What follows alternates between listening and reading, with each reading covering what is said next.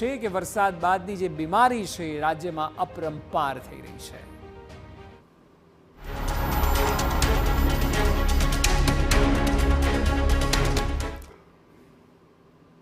રાજ્ય સરકારે વર્ષ 2030 સુધીમાં ગુજરાતને મેલેરિયા મુક્ત કરવાનું મિશન હાથમાં લીધું છે। આરોગ્ય વિભાગનું માનવું છે કે 6 વર્ષમાં મેલેરિયાથી છુટકારો મળશે। સવાલ એ છે કે શું આ ખરેખર શક્ય છે? શું કહે છે અલગ અલગ શહેરો અને તેના વિસ્તારોની સ્થિતિ? આવો જોઈએ।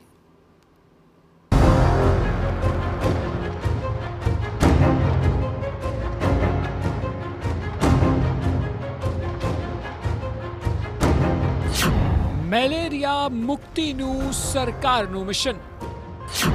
મેલેરિયા મુક્ત ગુજરાત 2030નું ટાર્ગેટ। શું થશે ટાર્ગેટ પૂરો?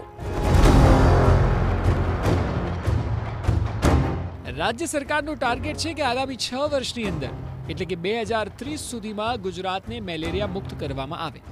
આવનારા 6 વર્ષમાં રાજ્યમાં એક પણ કેસ મેલેરિયાનો ન હોય તેવું મિશન સરકારે હાથમાં લઈ લીધું છે। જો કે ગુજરાતને મેલેરિયા મુક્ત કરવાનો કોલ 2022માં આપવામાં આવ્યો હતો, પરંતુ ધાર્યું કામ નહીં થતા મેલેરિયાના કેસોમાં અત્યાર સુધી કોઈ ફરક પડ્યો નથી। દર વર્ષે સંખ્યા સતત વધી જ રહી છે, પરંતુ જ્યારે રાજ્યના આરોગ્ય વિભાગે 6 વર્ષમાં ટાર્ગેટ પૂરો કરવાનો નિર્ધાર કર્યો છે ત્યારે સવાલ એ છે કે વચન અને વાસ્તવિકતામાં કેટલો ફરક?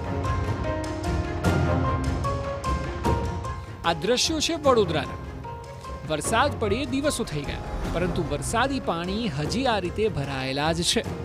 જ્યારે દિવસો સુધી પાણી ભરાયેલા રહેશે ત્યારે મચ્છરોનો ઉપદ્રવ રહેશે, અને જ્યારે મચ્છરો વધશે તો કઈ રીતે થવાશે મેલેરિયા મુક્ત? સ્થાનિકોનું કહેવું છે કે આ પ્રકારે દર વર્ષની સ્થિતિ છે। જ્યારે કોઈ નેતા આવે ત્યારે બધું બરાબર થઈ જાય છે, પરંતુ સામાન્ય સ્થિતિમાં તો મચ્છરોનો ત્રાસ અને સમસ્યા યથાવત રહેશે।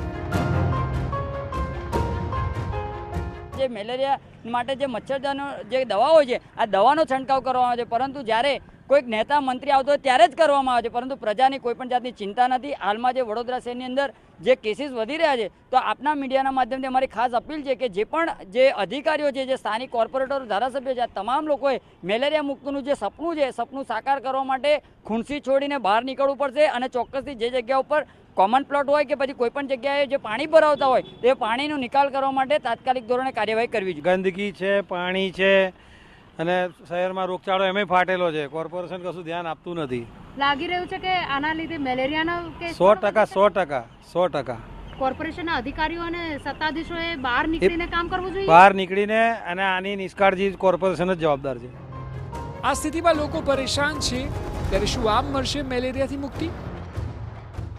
રાજ્ય સરકારે વર્ષ 2030 સુધીમાં મેલેરિયા મુક્ત ગુજરાત કરવાનો સંકલ્પ કર્યો છે, પરંતુ વડોદરા શહેરના કેટલાક દ્રશ્યો એવા છે કે આ જોઈને લાગશે કે કદાચ મેલેરિયા મુક્ત કરવું રાજ્ય સરકાર માટે એક ચેલેન્જ સાબિત થાય, કારણ કે વડોદરા શહેરમાં જ્યારે વરસાદી માહોલ જામે છે તે સમયે પાણીના નિકાલ માટે કેટલાક સ્થળો પર જગ્યા નથી હોતી, જેને લઈને મચ્છરોના ઉપદ્રવ વધે છે, જેના કારણે મચ્છરજન્ય રોગચાળામાં પણ વધારો થાય છે, ત્યારે મેલેરિયાના કિસ્સાઓ પણ વધી રહે તેવા પણ દ્રશ્યો સર્જાતા હોય છે। હાલ વડોદરા શહેરમાં વરસાદી માહોલ છે ત્યારે પાણીજન્ય અને મચ્છરજન્ય રોગચાળામાં વધારો થયો છે, પરંતુ જે રીતે પાણી ભરાયેલા ખુલ્લા મેદાનમાં જોવા મળી રહ્યા છે ત્યારે આ પ્રકારના પાણીમાં મચ્છરોના પોરા મળી આવતા હોય છે અને તેમાં મચ્છરોનો ઉપદ્રવ વધતો હોય છે, જેના કારણે મેલેરિયા થવો શક્ય બની રહે છે। ત્યારે રાજ્ય સરકારનું જે મેલેરિયા મુક્ત ગુજરાતનું સપનું છે તે વડોદરા શહેરમાં વિકાસની સાથે પૂર્ણ થાય છે કે કેમ તે જોવું પણ તેટલું જ મહત્વનું છે।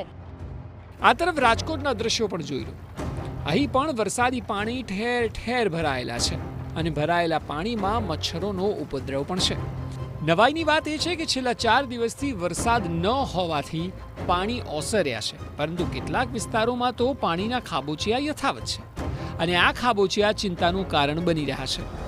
લોકો અહીંથી પસાર થઈ રહ્યા છે ત્યારે મચ્છરોનો ત્રાસ સ્થિતિ ગંભીર કરી શકે તેમ છે। રાજકોટ શહેરમાં ઠેર ઠેર પાણી ભરાવાની સમસ્યાના કારણે રોગચાળો ફેલાવાનો ભય છે તે જોવા મળી રહ્યો છે। અત્યારે અમે રાજકોટના 150 ફૂટ રિંગ રોડ પર આવેલ જે શીતલ પાર્ક વિસ્તારના છીએ, અને આપને હું સીધા દ્રશ્યો બતાવવા માંગીશ કે આપ જે પ્રકારે દ્રશ્યો જોઈ રહ્યા છો કે રસ્તા પર હજુ પણ જે પાણી છે તે ભરાયેલા છે। એક તરફ સદનસીબે છેલ્લા 4 દિવસથી વરસાદ છે તે રાજકોટ શહેરમાં પડ્યો નથી, તેમ છતાં હજુ પણ જે પાણી ભરાયેલ છે તેને કારણે મચ્છરોનો ઉપદ્રવ થવાની પૂરી શક્યતા છે અને વરસાદ છે તે પડવાના કારણે પાણી નિકાલની કોઈ યોગ્ય વ્યવસ્થા ન હોવાને કારણે રોગચાળો વકરે તેવી પૂરી શક્યતા છે તે જોવા મળી છે. વડોદરા અને રાજકોટ બંનેના દ્રશ્યો આપી જોયા.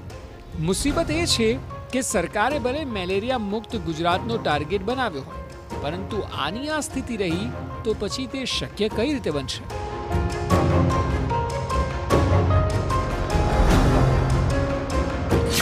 સવાલ એ છે કે કઈ રીતે મેલેરિયાથી મળશે મુક્તિ? આખરે શું છે સરકારનો પ્લાન?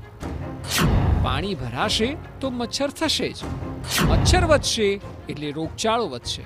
ત્યારે સવાલ એ છે કે કઈ રીતે સમસ્યાનું નિરાકરણ આગામી સમયમાં આવશે?